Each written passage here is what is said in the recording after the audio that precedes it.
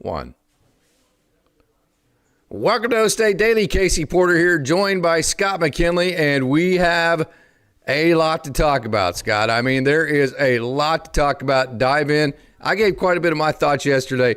Dive into where you're at and whatever thought you want to give here.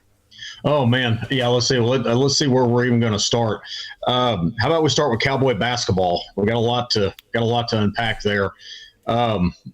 Probably we'll start with the unpleasantness, and then we'll get to some really good stuff with the softball team, and also with the women's basketball team as well. But let's get men's basketball out of the way. I think I speak for everybody when I say I think our tournament chances are pretty much. I mean, if they're not dead, they're definitely on life support. And really in my mind right now, the only way that we even get back into it is we have to beat Kansas. That's all there is to it. If you don't beat Kansas, I don't think you have a chance. Now again, and you know me, I'm the eternal optimist. I don't want to rule out, okay, maybe we make a run at the Big 12 tournament. Maybe but I think what concerns me more than anything else is what I'm seeing with this team is we just look disjointed at times. Now granted, we took TCU to overtime. That was a great comeback. Got to give credit for you can tell our guys were giving effort, but I think overall with our basketball program, I thought about this the other day. I think our fan base, we're just tired. It's been 20 something years of mediocre to even bad basketball at times. And I think where I'm at is I look at Iowa State, and they're just one of the teams. Is they've got a top 5 basketball team, legit. I mean, they're a very good basketball team. What is it that Iowa State and Ames, Iowa has that Stillwater doesn't have? And again, this is not a shot at Iowa State at all. Good program. They do things right, all those kind of things. But there's no reason why we can't do that too. And I think the question in my mind is, okay, we've had how many different coaches? We've tried different recruiting philosophies. What's going on? Why is it just an overall we can't? Because we got a fan base that's ready to rock and ready to roll on this. We do. But we just can't. We just can't get there, and I don't understand it. I think you just kind of hit on something that I totally agree with. I think there may be some people that there's going to be varying degrees as far as how much you agree or disagree, whatever. I think this is a fan base that's a powder keg for basketball. I've seen moments this year to where I'm like, if we just can get over this threshold right here across this line, we're getting ready to see a fan base that's pretty hungry for basketball.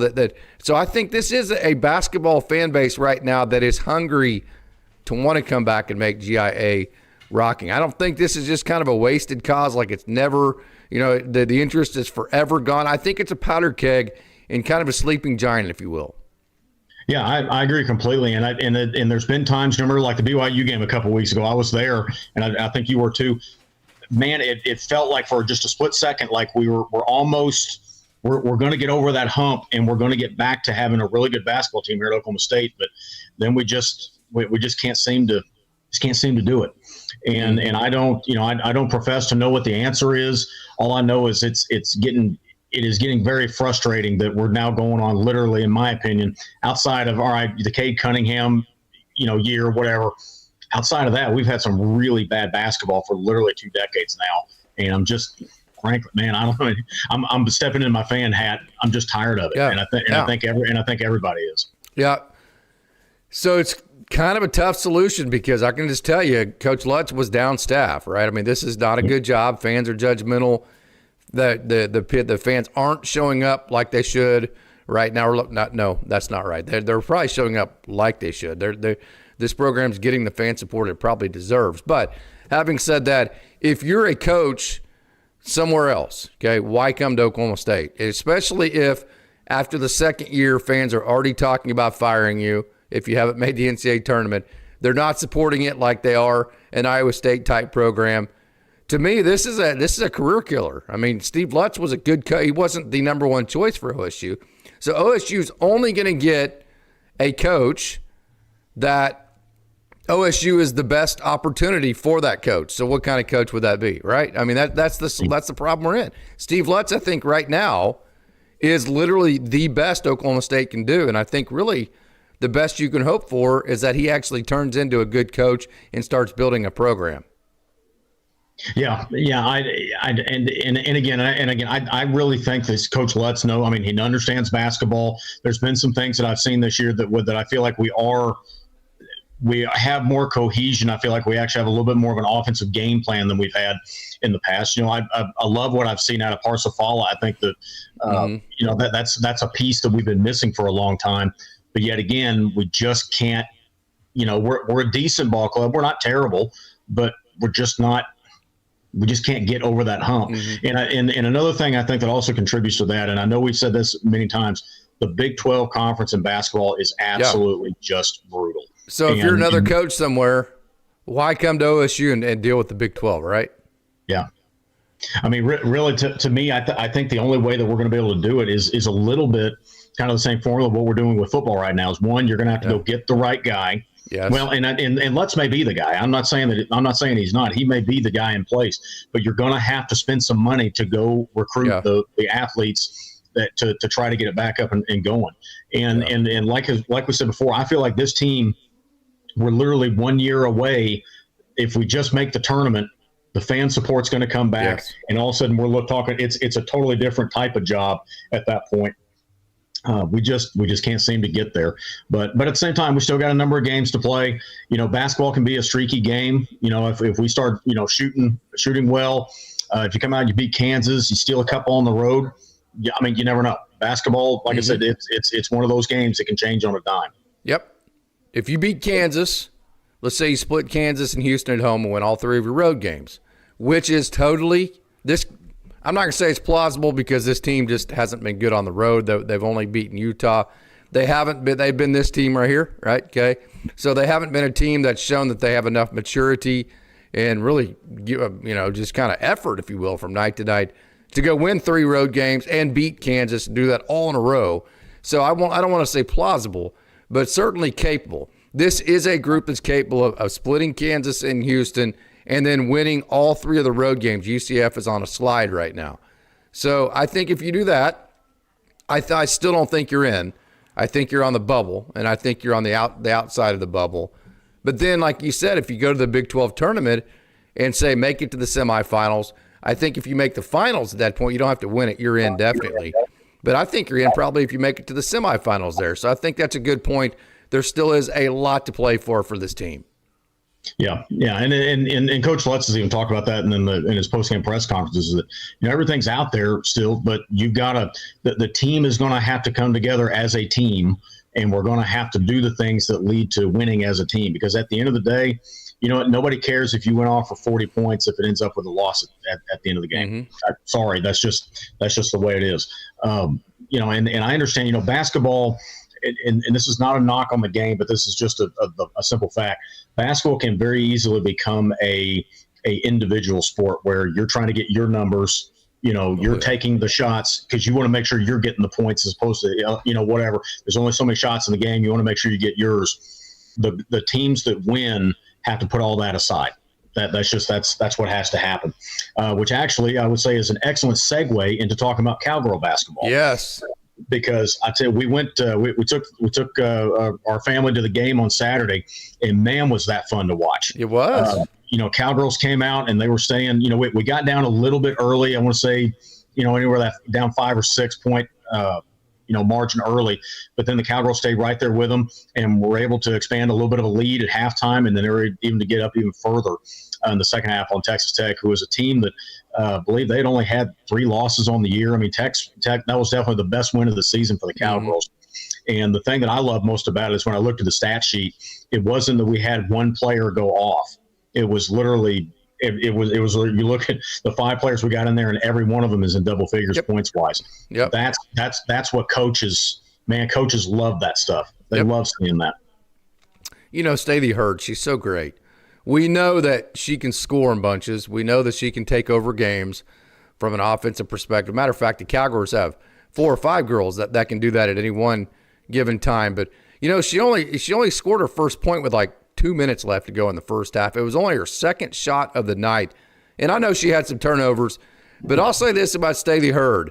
I mean, although it felt like that was intentional on her part, like, hey, I need to make sure that the offense gets ran the way that it needs to get ran. It reminded me The way Magic Johnson used to run some of the old Lakers teams in the 80s, to where he was just kind of distributing. He was drawing all the attention. Once he drew the attention, then he would hit Kareem Abdul-Jabbar or somebody on the perimeter, James Worthy or somebody like that. It just felt like Staley Hurd was that piece in the middle that everybody focused on. She was okay with that. Then she shared the ball and everybody else around her scored. Then she eventually got her own and got 12. That goes to exactly about, she wasn't worried about getting hers.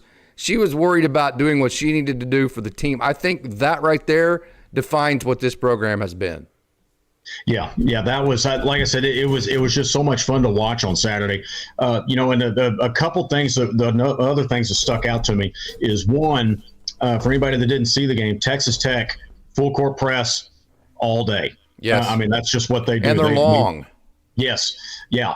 And you could tell, but the thing is, you could tell that we had obviously gone over that in practice because we didn't have any problem breaking the press at all. I think there was maybe one time that they got us in a bad spot, but other than that, we broke the press, no problem. The other thing that I also noticed is we did an excellent job of getting dribble penetration down low, that it wasn't just, yes, we were hitting 3-pointers, but we weren't just passing around the perimeter and hoping somebody's uncovered. We were actually dribble driving, kicking. We'd set a few picks here and there, that kind of thing. Because the Cowgirls, whenever they get, we've got a number of really good 3-point shooters. We just got to get them open. Yep. That's the whole key to that. And Acott I thought had a very good game down low as well. She had several points, got a number of rebounds. I think if I remember right, we out rebounded Tech. Mm-hmm. So it was just a great game overall. I thought the crowd was pretty good. Still like to see more for Cowgirl basketball, but the thing is, what I see with the Cowgirls, though, is they're right on that cusp of being one of those top teams in the Big 12. If this team, the way I see this team setting up is, yes, we have dropped some games to some teams that we shouldn't, and we've covered that. But the other thing I see with this team is they've got the shooters that if you get in a tournament, you better look out, because if they're hot from three, I mean, this team could beat anybody. And the thing is, the other thing you think about is, you get to into the NCAA tournament. You think about this: how many wins does it? If the Cowgirls make it to the Sweet 16, I think we all would consider that a success, right? Oh, huge! If they win a game, they got beat at the first game last year, right? Right. Yeah. So you think about that. So basically, if you get to Sweet 16, you've had a great season. Well, all that is, what is it? 2 wins? Yeah. Right. Well, you think about it. If you got a primarily a 3-point shooting team where everybody can shoot from 3, and if everything's firing, you can get 2 wins in the NCAA tournament. That can happen. That can happen. So I think that's what I'm seeing with the Cowgirls is, my hope is we're starting to peak at the right time. And one of the things that I also saw, very few people saw just because of the start of the game, but the Utah game on Monday, Cowgirls took care of business. They just continued. They continued to do what they had done on Saturday. Second half, it took them a minute to wake up. Second half. Yeah, exactly. But at the same time, but they did what they needed to do. They did. And my hope is, and college athletics is like this in a lot of ways. Baseball's the same way. Softball, basketball, get hot at the right time. No doubt. That's really what you're after. And I hope that we're starting to see some signs, and I think the Cowgirls may be starting to peak at the right time. Yeah, I think going from being a team that's explosive in terms of scoring, like, hey, they can score in bunches, but then they go maybe 3 or 4, maybe 5 minutes without scoring. That bridge to where you go from explosive to also explosive and consistent, I think that's Achola Cott. When she's scoring, and not only, it seemed like right around Christmas, maybe a little bit after Christmas, she would score some. Early in the year, I think it took her a minute to get comfortable. She was missing a lot of shots down low. She wasn't finishing through contact. Then she started finishing through contact, but it was mostly on, we would get a penetration type situation. You'd get a help over, and then they would just dump the ball down to her and she would shoot a layup, which is great. But now, Scott, it feels like there's entire sets and entire parts of the game to where the Cowgirls just come down and say, hey, Achol, we're going to feed you a ball down here on the low post. We just need you to post up and beat your girl and go score. She's now scoring with her back to the bucket. That's an entirely different element for this team that I think can really make them from being a very, like I said, very streaky, a very explosive offense to one that basically for 40 minutes is just impossible to stop. Yeah. No, like I said, she stepped up in a big way on Saturday, and you could tell she was a part of the game plan. Yes. And I think the other thing that I really liked out of what I saw on Saturday is everybody understood their role. I didn't see anybody trying to force the issue when it wasn't there. Everybody understood the role that they had to play. And again, you can have even if you have a decent game plan, but you have great effort, good things will happen. And yes. You could see the Cowgirls are giving absolute full effort on Saturday. Yep. One last thing before we move on to our next topic here, the defense. Where the game was won was the last 3 minutes of the first half, the first minute of the second half, where Texas Tech went scoreless, almost 4 minutes. Now, Oklahoma State didn't score a ton. I think they opened it up from 4 to 9. But that 9-point spread was all they needed at that point, kind of just to keep Texas Tech at arm's length. So the defense against a really long team, a team that could shoot from the outside, I really thought this team sold out to the defensive side. So if Achoa Cott can give them an inside presence and then this team can play enough defense, this is a team that definitely can make a Sweet 16. Yeah. Definitely, yeah. I'm excited to see what we've got going forward. Because we only got a couple in a week or two, and all of a sudden we're into March. No doubt, it's crunch time now. No doubt. Okay, softball. I know you softball is kind of your baseball and softball. That's kind of our biggest sweet spots. We love basketball, don't we? Go to all the games. Don't get us wrong, but we spend most of our time on a baseball or softball field, right? So, okay, man, dive into the wonderful weekend at Clearwater for the Cowgirl softball team. Well, first off, I will say this. When you look at, and we knew this going in, that you look at our schedule early in the season, my gosh, I mean, we're challenging up everybody. I think you'd be hard-pressed to find a more difficult schedule than what the Cowgirls have got early on in the season. The first game we played against Georgia, we hit the ball very well. We got up, I want to say about 5. Don't quote me. I want to say it was like 5-0, 5-1, something like that. Then we gave up a few runs, walked a few too many people, but at the same time, at the end of the day, we finished with a win, and that was a good ranked win. Then we played LSU. I didn't feel like it was another one of those. It was another one of those games where we didn't. We hit the ball okay. I wouldn't say that we were poor at the plate, but you can't give up 9 runs. I mean, you can't. They all came in like 2 innings, though. That was what was weird. Yeah. Well, but I will say this. When you look at other games in that tournament, man, everybody was beating up on everybody. Yeah, it wasn't just one team is outside it. And I will say this: I think Tennessee is really, really good, particularly with Pickens girl in the circle. But then the 2 best wins we had Texas A&M and UCLA, and the A&M game. That was another one where we got up big, swinging the bats, and then all of a sudden, the offense kind of stagnates a little bit and start walking people, start giving up runs. And, the UCLA game, we got up, I want to say I think we had a 3-0 lead. So if I remember, we've got a lot of games going, so correct me if I'm wrong, but I believe that was one of Rosie Davis hit a 3-run bomb. Yes. So we got up on that. That game ended up going into extras. And I got to give Ruby Malin credit on that game because she really pitched hard when we really needed her to kind of bear down and be the pitcher that we needed. She was. So we won that in extra innings. And then the last game against Duke, that one, I was a little disappointed in that one because, again, we got a lead and just flat couldn't hold it. I think first I'll touch on the bright spots. The first thing you got to talk about Rosie Davis. My gosh, what a weekend! I mean, she was just all over the place between opening up. She got a 3-run double that hit the chalk line down left field. She hit the 3-run bomb. Rosie was just all over the place. And I will say this: I am very much. I actually kind of like having Rosie at third. She's doing a very good job there as well. So I wasn't quite sure how I was going to feel about that, but Rosie's handling it. So The other players that I say, Carly Godwin is what she is. She's a phenomenal ball player. We knew that going into the season. I'll tell you what, the Jones sisters, I think, are very good additions to this team, particularly with their defense.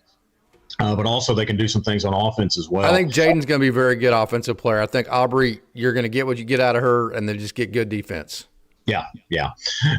But then let's see. I tell you another one I would call out is Tia Warsup. I'm kind of starting to like. I kind of like. And I know Coach Gajewski's playing around with the lineup a lot, and I'm all for that. Early in the season, we got to figure out what combination works. But I kind of like Tia in the one hole. I kind of like that over Claire Tim.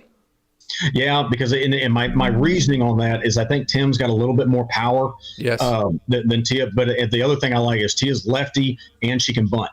Yeah. So she's got a knack for getting on base. So you'll see some other ones. Jael Austin, I think, is going to be another phenomenal ball player. Again, she's got a nice swing. I think she's, obviously this is some of the best pitching she's ever seen. I think she's got a lot of good growth that I think is going to happen this year. Give her time. Don't freak out if there's an adjustment period. Exactly. No, that was I was thinking the same thing. I'm thinking, she's going to be a great ball player, but it just takes a little bit of time. I think the best part. Well, one, the Cowgirls got 3 ranked wins over the weekend. That's great because you look at Texas A&M, UCLA. Those are teams are going to be competing for a spot to Oklahoma City.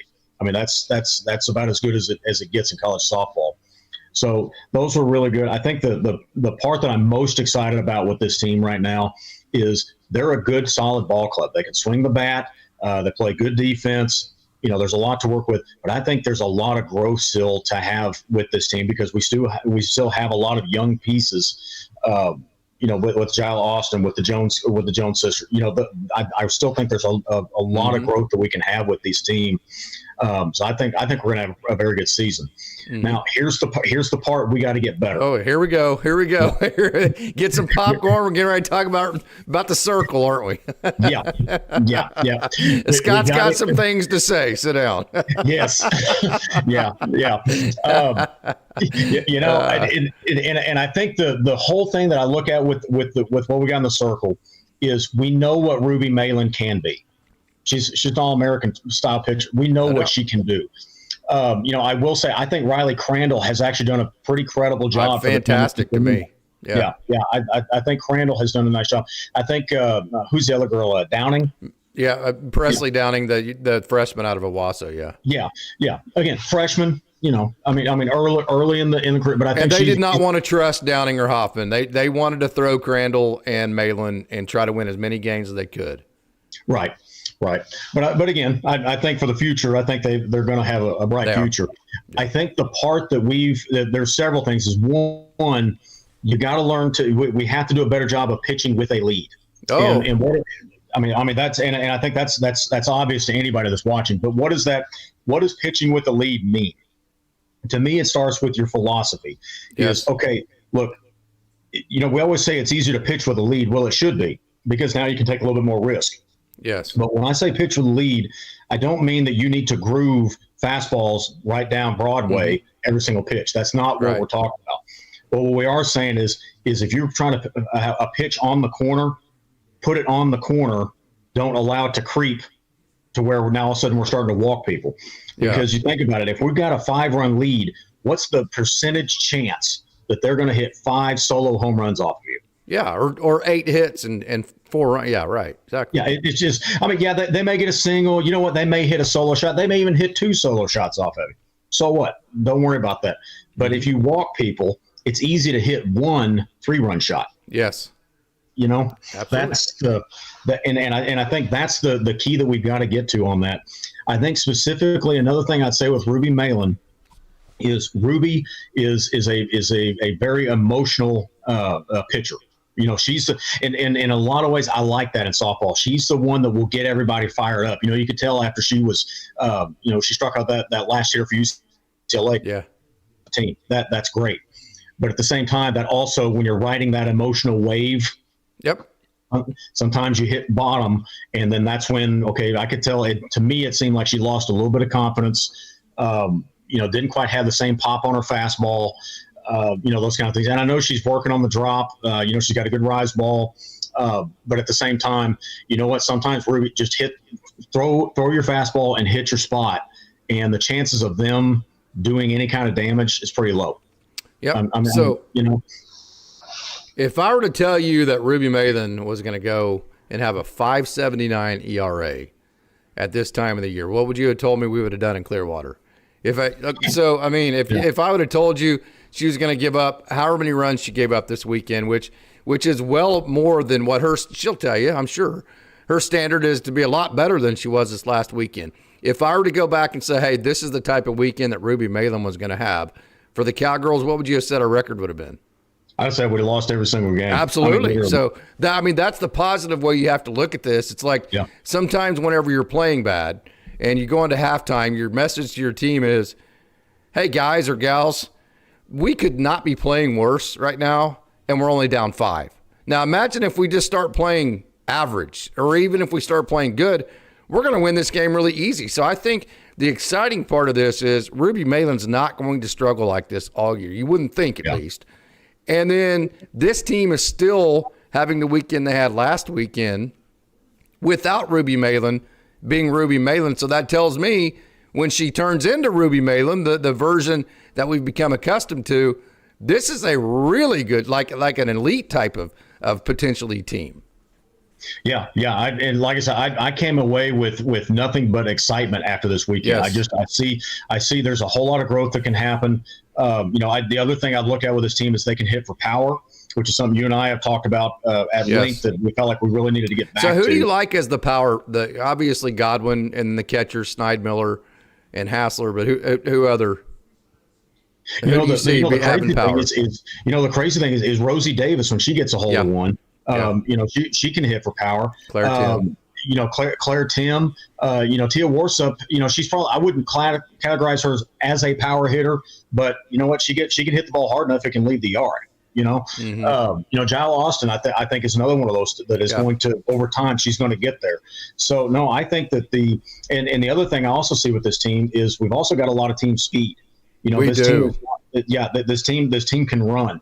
So, another thing that I wanted to compliment the girls on that I thought they did an excellent job this weekend is we did a better job of swinging at strikes. We took more walks. I'd love to, I need to go back and look at the box scores again, but how many times we started off with a leadoff walk, invariably we got them in. So I feel like that we did a much better job of being disciplined at the plate.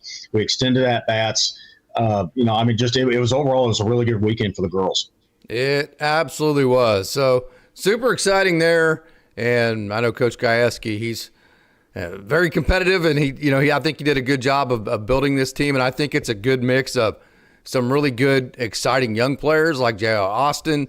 Obviously, you have the returners that have been at Oklahoma State that you built through with Carly Godwin and Rosie Davis, and then you have some transfers. So I think he has a pretty good formula with seeing the men's basketball. If you just bring in all new transfers and everybody's new every year, it's really hard to gel and have, kind of that team chemistry. But I think Coach Gajewski's found a really nice formula between elite freshmen, which Oklahoma State can compete in that space of getting the best freshmen in the country because there's so many spots available because freshmen aren't getting taken. So elite freshmen, very good transfers, and then players that stay, like a Rosie Davis and Carly Godwin, that you build around. I think both Coach Hoyt and Coach Gajewski, I think they've nailed that mix. Yeah, I agree because I think it's like a lot of things in life. If you go all in on only transfers, okay, yes, there's benefits to transfers for sure, but there's also some negatives that go in with that.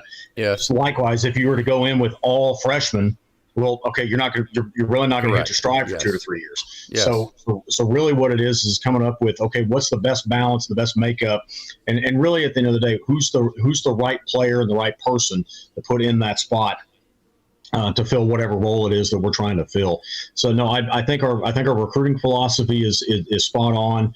I think I read Coach G's we're doing things differently this year than we did last year, and I really think that that's going to pay dividends down the road. this next weekend, I know we've got some what would you would consider to be easier games, which those can kind of be fun as well, because my hope is we're going to get up on them, on those other teams in some games, and we'll get to see some of those freshmen, some of those younger players will get a little bit of playing time in there. But then I know when we come back, on the backside, we got Nebraska coming to town. That's going to be a really, really good ball game, because I tell you, Nebraska's a pretty good ball club. I watched a little bit of their game the other day, and now they're a good enough ball club. They could beat us. Yep.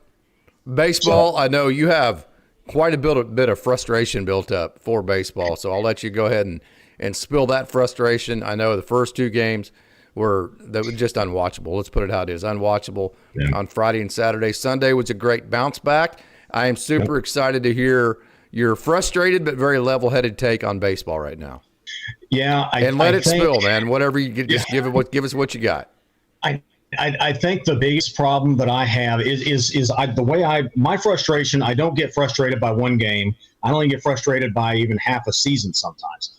I think what I get frustrated at is when I see the same trend over and over and over again. And the biggest one that I see, and I'm an offensive guy. My biggest problem is Oklahoma State baseball strikes out too much. Period. End of stop. Do not price go. Do not collect $200. We strike out too much.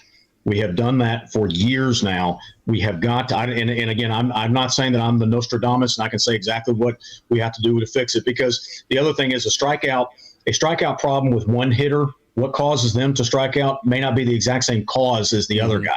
One guy may be swinging at pitches that are out of the zone. The other guy is not adjusting to off-speed pitches. So it's not all strikeouts are the same depending on the hitter. But whatever we're doing from a philosophy standpoint, we have got to cut down on the strikeouts. I don't know, and I don't know what change needs to be made there. That has to happen. Because I kind of covered this last show. How many strikeouts on average per game would be acceptable for you out of 27 outs? And also, by the way, before we move on, great point here by OSU Wildman that Tia Warsip was chosen as the Clearwater Defensive Player of the tournament. So I wanted to make sure and get that in. Yeah. That's awesome. Yeah. I think, and I'm a realist. You're probably going to strike out in 27 outs. I'd say anywhere 10 to 12. Okay, so you're a little higher than me. I said about 8 would be the over-under. Yeah, and I get it. Okay, you're facing really good arms. We know Arkansas's got good arms. Well, OU's a pretty good team, I think. Vandy's the same way. It's in some of that we also have to step back and realize that we weren't playing a directional school. These were all good ball clubs that we were playing this weekend, but we can't. But we're not a directional school either. Exactly. I defend we don't have as many resources as people think. But we're damn sure not a directional school. Yeah. And I think that's a frustration that I've had for several years now. That when you only get 27 outs. Think about this. I can't remember which game it was, but I think we struck out like 17, 18 times. And guys, when you get 27 outs and 65% of them, you're not even putting the ball in play. That's. I don't care. The defense is picking daisies. Yeah, I don't care what your philosophy is at the plate. I don't care what you talked about in batting practice. If you do that, that is not a winning formula in baseball. You're not going to win games striking out that much. Period. Now again, I got to give credit where it's due. We had a very nice bounce back game on Sunday. But 3-run homers, grand slams, all those things, or whatever we did, all those things help, and that was good. And I do think that this team does have some young players. I tell you, Garrett Scholl, I think is going to be a phenomenal player. He's one I had in high school, and he's a good kid, very good ball player. So I don't want it to sound like that I'm not overreacting to one weekend of baseball, because we all know this is a very long season. We got a long way to go. But I think it's a little bit like the frustrations with basketball. It's like we've been here before, guys. It's the same stuff that we've been doing for the last several years that has cost us. We got to find a way to fix it. I think that's where I'm at with the baseball team. Now, if you'd won 2 or 3 of the regionals, even if you hadn't made it to Omaha, if you had just won a couple of your home regionals, made it to the Supers, kind of did what you did in 2019, you were a couple of pitches away from making Omaha, and you still were doing that, I think there'd be a little bit more leniency. But I think where it gets to be an Oklahoma State fan where you get antsy with baseball is that you have not had the success in the postseason. So now if you have success, if you've had the success that we should have had in the 3 times we've hosted regionals or wherever we've been and made it to a couple of supers and looked a lot better doing it, then fans wouldn't be freaking out over a rando series in March. But whenever you don't win in the postseason, what happens is when you have a bad weekend in March or whenever it may be, just a random series that nobody should really even remember at the end of the year, because fans have that PTSD, if you will, over the postseason stuff, they overreact to the earlier games too. And so like now it's like you're tense, you're uptight. You can't ever have any weekend or series to where you just play free and relaxed, because it's like everybody's always on edge because that tone has been set because you haven't won the postseason. That's where OSU, the tempo and the rhythm of OSU baseball is at right now, my opinion. Yeah, I agree. I agree. I think it's one of those things where is it the exception or is it the rule? Yeah. And the problem what I'm saying is this is over several seasons. The rule has been we strike out too much. Yes. That's and been walk too many people. Yep. Yeah. Yeah. We talk about it all the time. I mean, baseball, the formula the formula never changes. If you walk people on the bump, you commit errors in the field, you're probably not going to win. At the plate, if you don't have quality at bats, you strike out too much, you're not going to win. I mean, now again, we all understand there's all kinds of complexities that go into baseball. Hitting a baseball is about 15 things got to go right. Sure. We all understand. We all get all that. But the formula itself never changes. Yes. It's always the same formula. Yep. And the opponent, and again, I am the number one person that will fire back with, hey, we don't have as many resources as Oklahoma State fans think. I am the number one person that I'm sure I wear people out with that. Okay, I really do. Whatever. That is what it is. I spew the facts that I have. I say that only to say I just can't ever buy the opponent argument, because we're supposed to be that team that does that to the other teams, okay? My standard is Oklahoma State makes the other team strike out. Oklahoma State makes the other team make the mistakes. I'm never going to ever make an excuse that Oklahoma State's playing bad because their competition is just that good, because I will never concede, even with the resources argument, that Oklahoma State, with my experience in the program, should be a team that should back down and play a certain way just because the opponent's good. I just can't. I can't ever go there and make that excuse. Maybe that's also the coach in me. Yeah, no, I agree. Well, you look historically, OSU is probably one of the top 10 teams in college baseball history. That's reality. I mean, we've got we've got as nice of a ballpark as you're ever going to find in America. There is good fan support for the baseball program. I think this is another program where, you know what, guys, you show a little sign of life, man, people are going to show up. I've been to several games, even in the last few years, where, there wasn't an empty seat in the place. And that's great. But baseball is in a much better spot than where we're at with the men's basketball program that we've been talking about. But I think that's the frustrating part is we know what it can be and should be. And the problem is it's the same thing that just keeps creeping up on us. It'd be one thing where it's like, okay, well, if 1 year we weren't pitching very well, but we were having great at bats. All right, then the next year it changes, and then all of a sudden, okay, well, we're just not playing defense, but we're pitching well, and okay, well, then you can kind of chalk that up to, all right, well, it was just we had a different group of players, maybe the team didn't mesh. We had too many young guys. I mean, there's all kinds of 2021 Max Hewitt's final season. That season right there is exactly what you're talking about. Yeah, exactly. But I think that's the frustrating part is it's the same problem we had 3-4 years ago. Yeah, it's even the players have changed, but the problem hasn't. Yeah, To kind of go to your point that you're saying, it's a great point. It's the Groundhog Day aspect of the mistakes we make, right? I mean, it's like whenever you're a kid and you say, okay, we'll make an adjustment. So if they hit a fly ball, then they hit a ground ball. You can't get mad at them. They're trying to fix what went wrong. That's literally my point with Steve Lutz. This is why OSU fans need to chill on Steve Lutz, because we have no idea what kind of coach he can be. because of that adjustment and overcorrection aspect of things that you're talking about with baseball. So the overcorrection would be we go out and get guys. We don't have a Colin Ritchie anymore because we went and got guys that all put the ball in play. Now we don't have any power, right? So to me, Coach Lutz, we didn't have any offense last year. He knew that. So then he overcorrected and went and got too much offense. Now we don't have any defense. So I am going to at least give Coach Lutz credit for going, you know what? That sucked, not being able to score the ball well enough. I'm going to fix that. It just so happened he overcorrected. Now I think he has the ability to kind of find that sweet spot in between the two. That's literally why I have a hard time criticizing Steve Lutz right now. Yeah, I agree. I mean, again, it's year two. His first year. I mean, he literally just had to piece the team together the first year. That was what it is. And I think the other thing I would say with basketball is, we do have a very good recruiting class coming in. I'm excited about the Mononati kid coming in. So I think I'm definitely not off on the Steve Lutz train yet. Now, are there things that we need to improve on? Absolutely, but I mean, you got to give the guy you can't just give him 2 years and say that's it. Yeah, you can't do that. Not if you want to find another coach. yeah, you can't do it. Yeah. Okay, so we're going to play a little game here, Scott, and I'll bet you get close. How many times do you think Oklahoma State struck out? Actually, let me go back. How many times do you think they struck out against Arkansas? I'll say probably 17 or 18.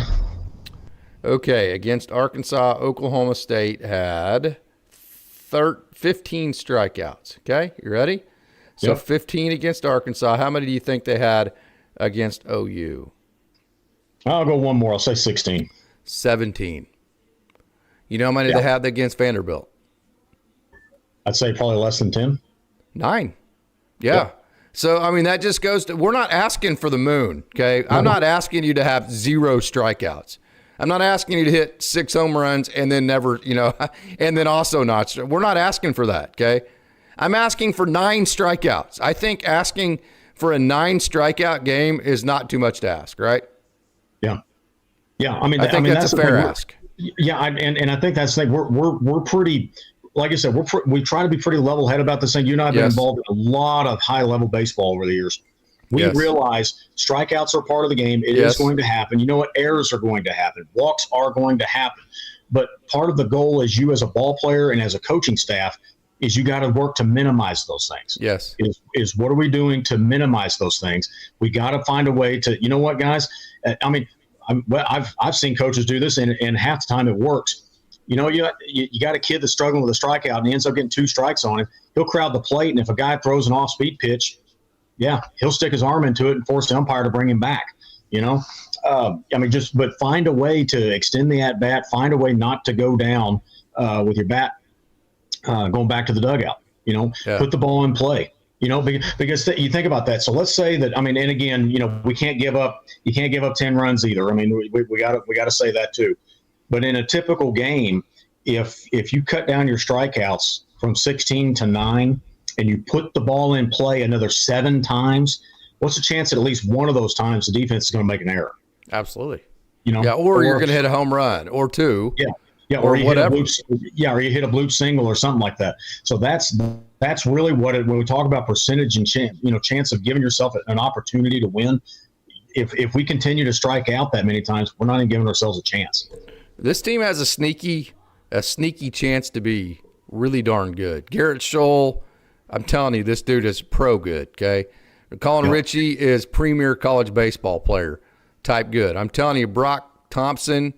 He's a really, really, really good player. I'm just telling you, he's a good player. I think our catchers have a chance to be really solid, and I think our pitch, and then Alex Conover, whoever else plays. I think our freshman, Sebastian Norman, has a chance to make a big impact. Terrence Bowen. I think we're getting ready to see several other freshmen. Maybe Evan Saunders, who's a JUCO transfer. He's a guy who hit over 400 at Iowa Western last year. I think we're going to see him this next weekend. You're going to see. Maybe some of the speed in Ezra Essex, Danny Wallace, maybe a Cole Platson, a Pomeroy, Deacon Pomeroy. We may see those guys get inserted this weekend. This team has every ingredient. And then I love the starting staff. Ethan Lund could be a premier college pitcher. Hudson Barrett could be terrific. We saw that. Mario Pesca could be a wonderful weekend starter. You have a chance with Stormy Rhodes and Noah Weck to have a tremendous front end of your bullpen. When I say front end, I mean like the go-to guys that you go to first. If Drew Blake and Brendan Phillips figure it out, you have a lot of experience there from the left side. You have tremendous arms behind that we haven't seen yet. This is one of those sneaky teams to where if people will just chill out and kind of let them build a little bit, this could be one of those teams that Oklahoma State fans really bond with because their speed. There should be guys like Alex Conover, guys like maybe an Ezra Essex as you go on, guys like a Terrence Bowen, guys like that could be the fun, dynamic guys that put the ball in play and run, guys that can hit the ball to the moon like Colin Ritchie. And then you have some overpowering arms. You have bullpen arms. You have depth. This is a team that I make no excuses for. This is a team that easily, if they play to their capabilities, can make Omaha. And then once they get to Omaha, there's no telling when you have an Ethan Lund and guys like that and a Colin Ritchie what you can do once you get there. No excuses. The standards are high. This team can make Omaha. Yeah. Well, I mean, and again, we have to be very careful not to judge this team by what we saw this last week. And again, but like you said, I like the it's kind of the PTSD thing. It's like we've seen this before. Absolutely. Okay, are we about to have another it's season? Like, how can 15 strikeouts? God,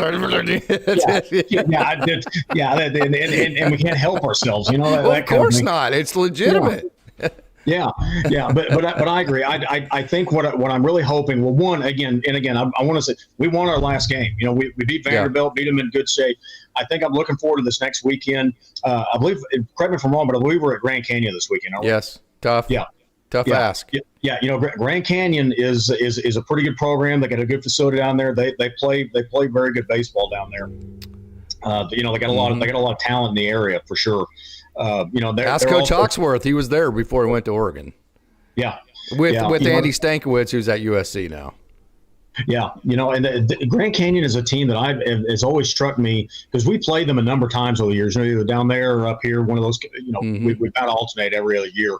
They're one of those teams where they do have some premier players, but they also do a really nice job of getting the players that, you know what, they may not be the highly recruited kid, but they're just good ball players. They are. You know, they're just good kids that know how to play the game. So no, I think it'll be a good challenge for us. You know, I think we got a 4-game set down there, so that's going to be, we're going to get a lot of at bats. We're going to get a lot of arms on the bump. I actually think we're probably going to find out more about this team this week than we may have in this last week. So looking forward to it, and hopefully we'll come out of it with a series win. Hopefully. I am so pumped for the spring, softball and baseball. I just think this has a chance to be. And then I'm very pumped to see how this men's basketball team, can't wait until tomorrow night to go watch them play KU, see how that goes. Super pumped to see how the women's basketball season ends. Obviously, could not be more excited about the softball team. And then I'm very excited about I think this baseball team is going to be sneaky. I think OSU fans are going to end up liking this team at the end product. Obviously, golf is in the position to be great again after winning a national title last year. So, hey, man, there's a lot to be excited about. We don't like to dwell on negativity a whole lot. We have to go down that rabbit hole because you got to address all the problems and the good things. But a lot to be excited about this spring. Scott McKinley, final thoughts here. Final thoughts, you know, like I said, we got a lot of stuff going on. By the way, I'm sorry, before you get into final thoughts. Yes, Avery Ortiz, hamstring. Those hamstrings, it's you never know, man. I mean, I hate to pass that question down, but I mean, you could say tomorrow with a hamstring, and it could be 3 months from now. You just never know. Yeah. We definitely hope for his speedy recovery for sure on that. But no, I'd say final thoughts. You know, man, it's a great time to be a sports fan. I think the most difficult part we have right now is, all right, well, we're covering everything. Well, I've got to make time to watch everything. Yes. You know. So. Absolutely. That's the hard part, but no, like I said, I think we're going to have good things to look forward to in the spring.